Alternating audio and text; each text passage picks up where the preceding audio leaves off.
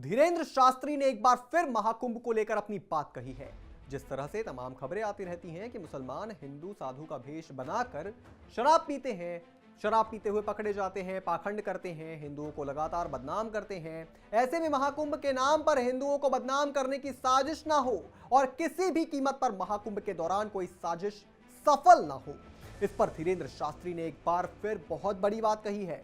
देंगे आज आपको धीरेंद्र शास्त्री के महाकुंभ के प्लान का डिटेल रिपोर्ट, और उससे पहले आयोन भारत को सब्सक्राइब कर लीजिए।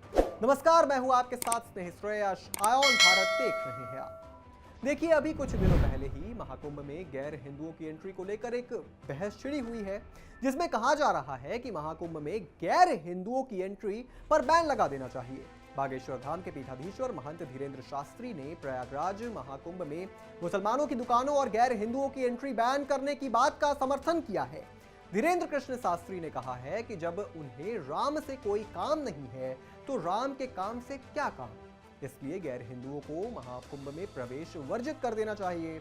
बागेश्वर बाबा ने मीडिया से बात करते हुए कहा कि जिन्हें सनातन संस्कृति का ज्ञान ना हो, हिंदू धर्म के बारे में पता हो, देवी देवताओं के बारे में पता हो, पूजन पद्धति के बारे में पता हो, पूजन की सामग्री का कितना सम्मान किया जाए इस बारे में पता हो, उसकी को यह कार्य दिया जाना चाहिए, जो कि एक तरह से सही भी है, तो ही उत्तम है, ऐसा भी धीरेंद्र शास्त्री का कहना है। उन्होंने कहा कि अब जिन्हें इस बारे में पता ही नहीं है वो अगर विक्रय करेंगे तो निश्चित रूप से नाश करेंगे, उल्टा ही करेंगे। कहीं थूक कांड मिले, फलों के ऊपर गंदगी चिपकी मिले, एक जगह पेशाब कांड मिला, इससे यह सिद्ध होता है कि कुछ षड्यंत्रकारी हमें यह नहीं कहते हैं कि वे लोग वो हो सकते हैं, कोई भी हो सकता है।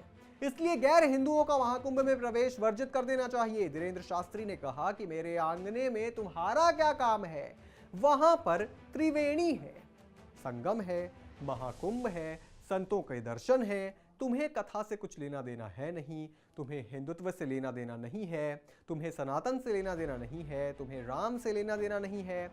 जब तुम्हें राम से कोई काम नहीं है तो राम के काम से तुम्हारा क्या काम है।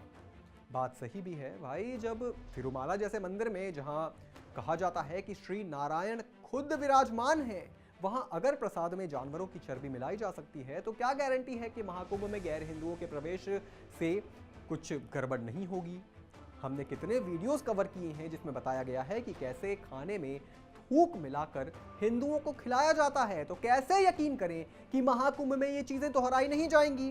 खैर, आपको बता दें कि उत्तर प्रदेश सरकार राज्य में पर्यटन क्षेत्र को बढ़ाने के लिए महत्वपूर्ण प्रयास कर रही है और आगामी महाकुंभ इस पहलू में महत्वपूर्ण भूमिका निभाने के लिए तैयार है। अनुमान है कि इस भविष्य आयोजन में जुड़े प्रत्यक्ष या अप्रत्यक्ष रोजगार के अवसरों में 45,000 से अधिक परिवारों को फायदा होगा। चलिए आपको यह भी बताते हैं कि धीरेंद्र शास्त्री ने कांग्रेस प्रवक्ता उदित राज के बयान पर क्या कहा।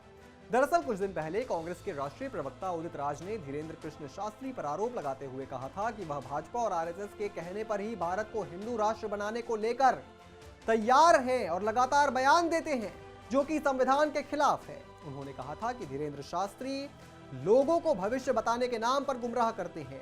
इसी बयान पर जवाब में पलटवार करते हुए धीरेंद्र शास्त्री ने कहा कि वह अपने पवित्र मुंह से अमुक व्यक्ति का नाम लेकर नहीं ले सकते हैं, उनका काम ही यही है कि वह शायद मेरा बैकग्राउंड नहीं जानते।